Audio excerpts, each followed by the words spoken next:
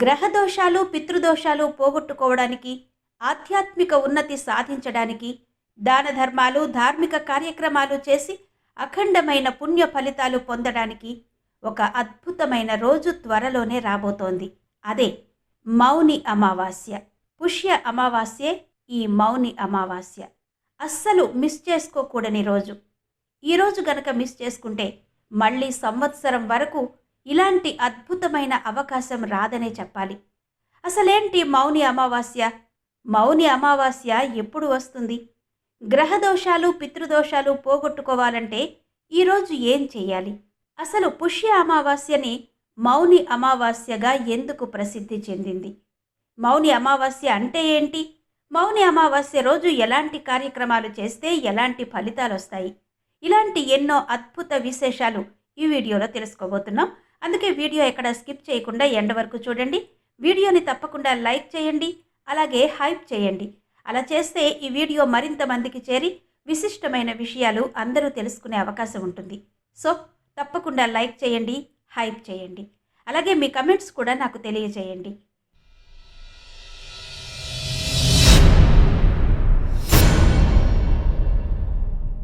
మౌని అమావాస్య సాధకులు, యోగులు, భక్తులు ఎంతో ఆసక్తిగా ఎదురుచూసే ఆధ్యాత్మిక పండుగ.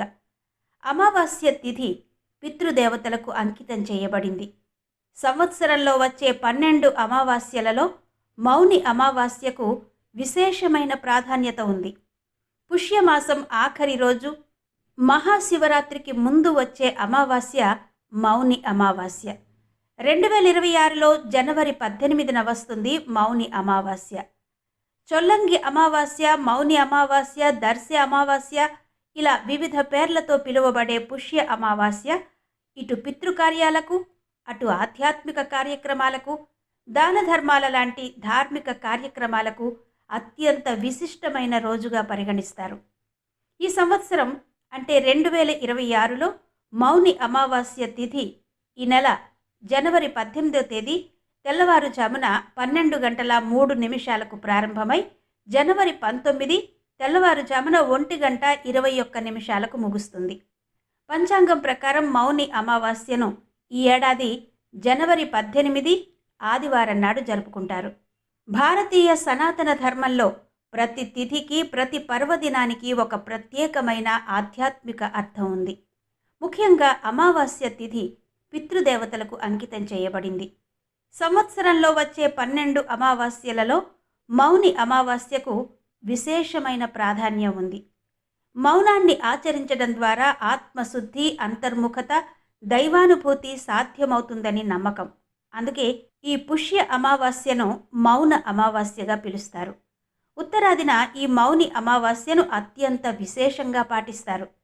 ప్రతి సంవత్సరం ప్రయాగ త్రివేణి సంగమంలో జరిగే మేళాలో ప్రత్యేకించి ఈ మౌని అమావాస్య రోజున లక్షలాది మంది సాధకులు, యోగులే కాకుండా ఎన్నడూ జనంలోకి రాని నాగ సాధువులు కూడా పెద్ద సంఖ్యలో హాజరయ్యి పుణ్యస్నానాలు చేస్తారు.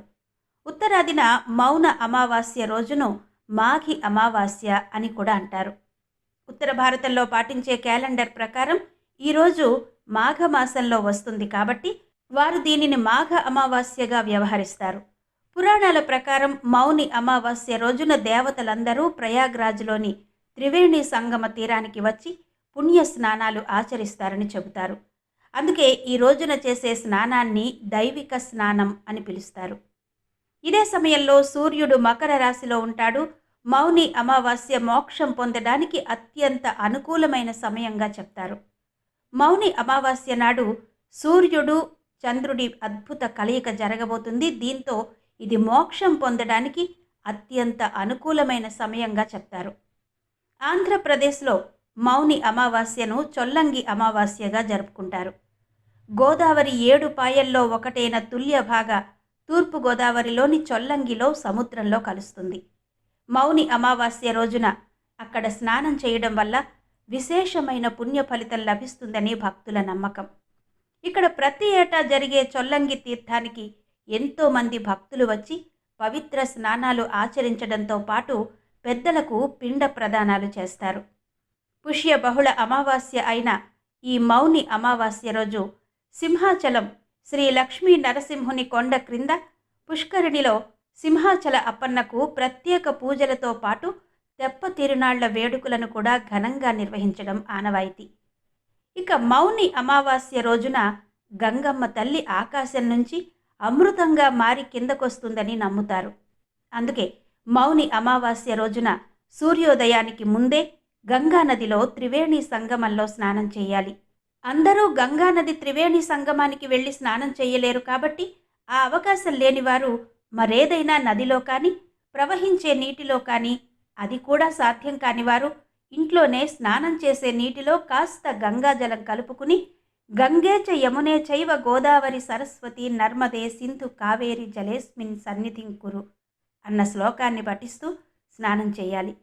ఈ పర్వదినాన పూర్వీకులను స్మరించుకుంటూ పిండ ప్రదానాలు పూజలు చేయడం ద్వారా మోక్షాన్ని పొంది వైకుంఠానికి వెళతారని నమ్ముతారు. పితృకార్యాలకు అత్యంత ముఖ్యమైన రోజు అమావాస్య. మౌని అమావాస్య రోజున పితృదేవతలకు పిండ ప్రదాన కార్యక్రమాలు నిర్వహించడం వలన వారికి ఉత్తమ గతులు కలగడంతో పాటు పితృదోషాలు కూడా తొలగిపోతాయని జ్యోతిష పండితులు చెబుతున్నారు. జ్యోతిషపరంగా కూడా మౌని అమావాస్యకు అత్యంత ప్రాధాన్యత ఉంది. ఎవరి జాతకంలో అయితే చంద్రుడు బలహీనంగా ఉంటాడో వారందరూ మౌని అమావాస్య రోజున గోమాతకు పెరుగన్నం తినిపించాలి.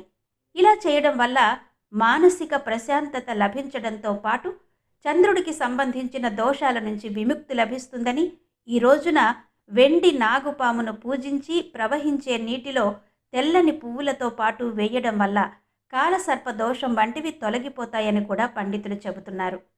మౌని అమావాస్య నాడు శనైశ్చరుడిని కూడా పూజిస్తారు.